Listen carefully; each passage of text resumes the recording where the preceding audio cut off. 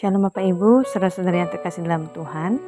Renungan firman Tuhan pada pagi hari ini terambil di dalam Matius pasal 26 ayat 47-56 dengan tema kepalsuan rohani.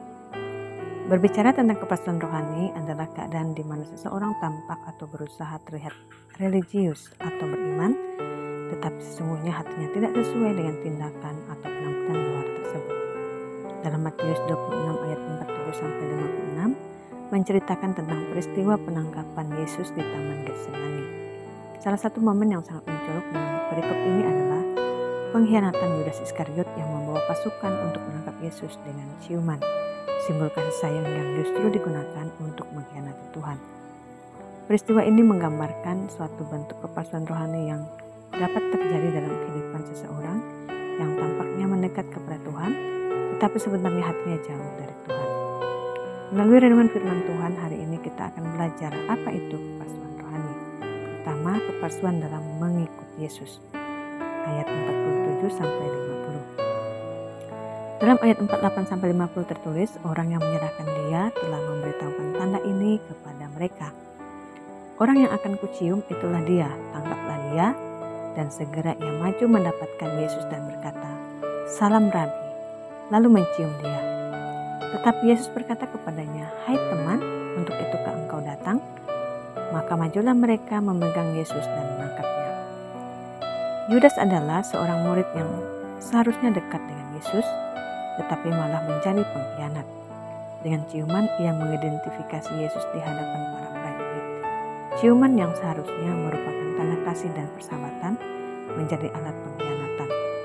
Ini menunjukkan betapa dalamnya kepalsuan rohani yang ia miliki. Sebagai murid Yesus, ia sering mengikuti Yesus dalam setiap persekutuan bersama-sama dengan murid lainnya. Itu artinya bahwa Yudas terlibat dalam kehidupan rohani, tetapi hatinya tidak benar-benar berada dalam hubungan yang tulus dengan Tuhan. Dalam kehidupan rohani kita, mungkin ada saat-saat ketika kita juga terjebak dalam tindakan-tindakan yang tampaknya benar secara lahiriah, tetapi sebenarnya jauh dari kebenaran hati. Kepalsuan rohani seringkali datang dalam bentuk penampilan yang baik, tetapi tidak ada kedalaman atau ketulusan di dalamnya. Kedua, menanggapi kepalsuan dengan ketegasan. Dalam ayat 51-54. Selain Yudas Iskariot yang hidup dalam kepalsuan rohani, hal ini juga terjadi kepada Petrus. Dalam percakapan Yesus bersama murid-muridnya dalam penetapan perjamuan malam, Yesus mengingatkan mereka dengan mengatakan, "Malam ini kamu semua akan tergoncang imanmu karena aku." Petrus menjawabnya, "Biarpun mereka semua tergoncang imannya karena engkau, aku sekali-kali tidak." Yesus berkata kepadanya, "Aku berkata kepadamu, sesungguhnya malam ini sebelum ayam berkokok, engkau telah menyangkal aku 3 kali." Tertulis dalam Matius 26 ayat 31-34. Bahkan ketika Petrus melihat Yesus ditangkap, ia dengan cepat membelanya dan menggunakan pedang untuk memotong telinga seorang hamba imam besar. Namun Yesus menegur Petrus dengan mengatakan bahwa masukkan pedang itu kembali ke dalam sarungnya, sebab barang siapa menggunakan pedang akan binasa oleh pedang. Yesus menunjukkan bahwa jalan yang benar bukanlah kekerasan atau pertentangan yang didorong oleh emosi atau tindakan yang lahir dari kepalsuan. Tindakan Petrus meskipun didorong oleh perasaan cinta kepada Yesus, ternyata tidak sesuai dengan kehendak Tuhan. Yesus mengingatkan kita bahwa kekuatan rohani yang sejati datang dari ketaatan kepada kehendak Tuhan, bukan dari tindakan-tindakan yang didasarkan pada pemahaman yang salah atau kepalsuan rohani. Ketiga, kepalsuan dalam ketundukan pada firman Tuhan dalam ayat 55-56. Yesus kemudian mengungkapkan bahwa semuanya terjadi supaya tulisan kitab-kitab Nabi digenapi. Dalam ayat 55 Yesus mengatakan, "Padahal tiap-tiap hari aku duduk mengajar di bait Allah, dan kamu tidak menangkap aku.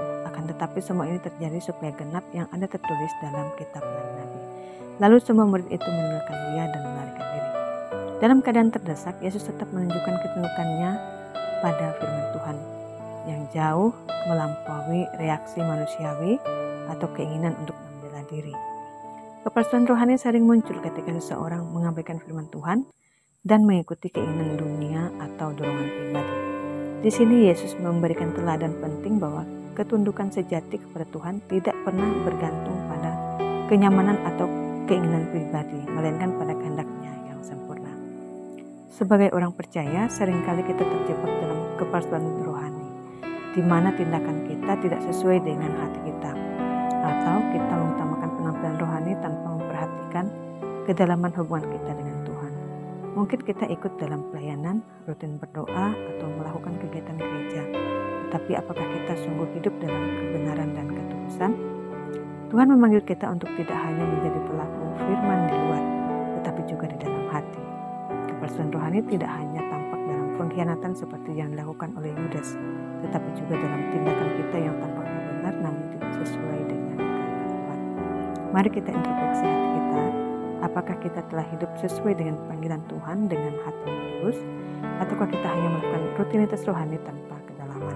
Kita diajak untuk hidup dalam ketulusan dan kepatuhan pada firman-Nya, bukan sekedar penampilan luar yang kosong. Amin. Kiranya Tuhan Yesus memberkati.